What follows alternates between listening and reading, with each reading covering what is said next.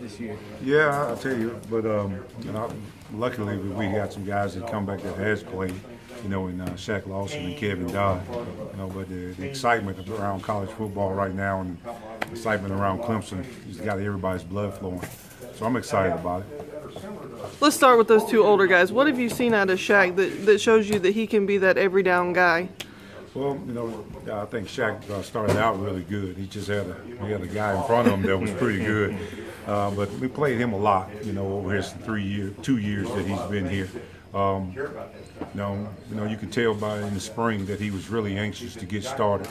You know, every practice, you know, his leadership role, teaching the other guys what to do, and also being very effective and dominant in his own position. So I'm excited about seeing where he's going to go with this. And then Kevin Dodd, he's a guy that a lot of fans had kind of forgotten about because, again, he's been playing behind those other guys. What have you seen out of him that shows you he can take that next step? I thought a couple of years ago, Dodd had one of the better two-a-days of anybody. Him and Tavares kind of battled it out. Tavares being the older guy, kind of got the nod on it at the end. But Kevin's played pretty much in every game that he's dressed, pretty much. You know, and then he ended up getting hurt. So the redshirt year really helped him. Gave him another year to get in the weight room, get bigger and stronger. So I thought that was a great move by Coach Swinney to making that decision of giving him another year.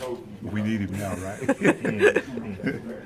With Ebo gone now, how does that affect the depth chart that you up for the games? Well, even after spring, our evaluation, talking to Ebo after the spring was the guys that are coming in and the other guys that he's going to have to compete for one of those jobs. So, you know, first I'd like to say about Ebo, I wish him the best of luck. You know, and his mom, I know she's told about him not being a Clemson Tiger because she definitely was all in. But I got to wish him the best of luck. But I just look at it this way: if you're not a starter, if you've never started, then you're a backup. So all of them are kind of in the same category, you know, and they're going to have to fight for those jobs. And I let them know coming out of spring that nothing is solidified. You're going to have to work. What Coach Swinney mentioned during the spring that Shaq does some different things that Vic didn't do. What are some of the things that you see the difference between Shaq and Vic? Well, Shaq Vic is a 245-pound speed guy. Shaq's a 270-pound power guy that has speed. You know, but Shaq is probably a little bit more sturdier against the run, just because of his physical size. Vic was just an elite pass rusher. Both of them play with great motors.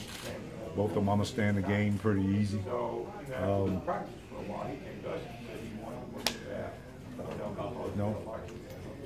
going to be anxious to see what he turns into. But I think Shaq is I think he's a true defensive end, where Vic is that hybrid. I think that's the difference.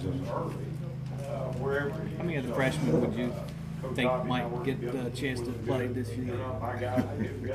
Well, if it's up to me, well, I'm going to try to play them early as possible, you know, with two juniors sitting there. And then every senior year, I don't believe in coaching freshmen 2 years in a row.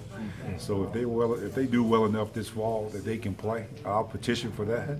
But if Coach Swinney's going to make that final call, I'm going to give them every opportunity, just like we told them in recruiting. I'm going to give them every opportunity to get some playing time.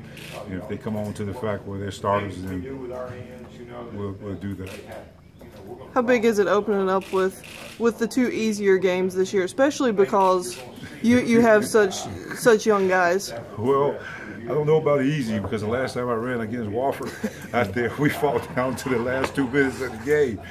And what they do on offense, and you know those guys, they were excited about playing us.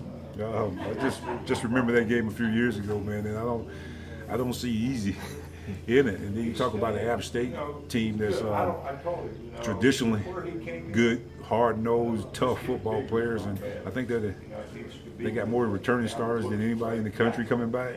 So I'm not sure about easy. Easier compared to starting out at Georgia last year. Well, a chance to get a lot of guys some playing time. Yeah, I hope so. You know, I hope that's a situation where we come out there and we're clicking on all cylinders and we get ahead of them and we're able to, you know, put guys in the game. But History tells me that one won't be an easy one. Man, how's the leadership issue been? I mean, it's hard for young guys